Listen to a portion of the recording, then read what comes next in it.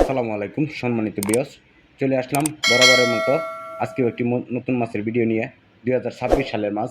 দেখেন, আপনারা কি বড় সাইজের মাছ খুঁজতেছেন? তাহলে আপনাদের জন্য এই মাছের ভিডিওটা।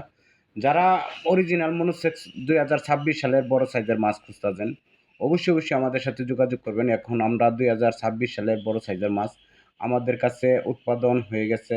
আপনারা চাইলে এই মাছগুলো আমাদের কাছ থেকে সরাসরি আইসা নিতে পারবেন এবং হোম ডেলিভারি নিতে পারবেন।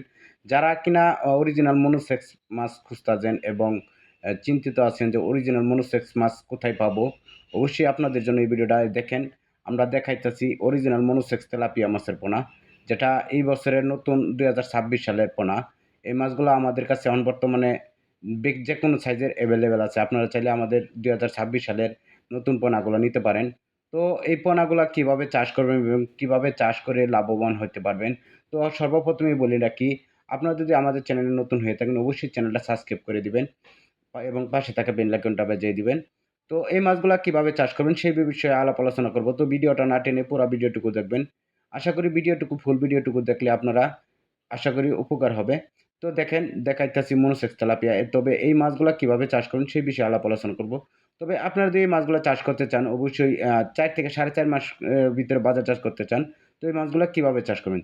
৪ থেকে ৪.৫ মাসের ভিতরে বাজারজাত করতে চাইলে তো এই মাছগুলা আপনাদেরকে চাষ করতে হবে প্রতি শতাংশে ১৫০ থেকে ২০০ পিস মাছ চাষ করতে হবে এবং ১৫০ থেকে ২০০ পিস মাছ যদি আপনারা চাষ করেন, তাহলে এই মাছগুলা ৪ মাসের ভিতরে আপনারা বাজারজাত করতে পারবেন আধা কেজি প্লাস বানিয়ে।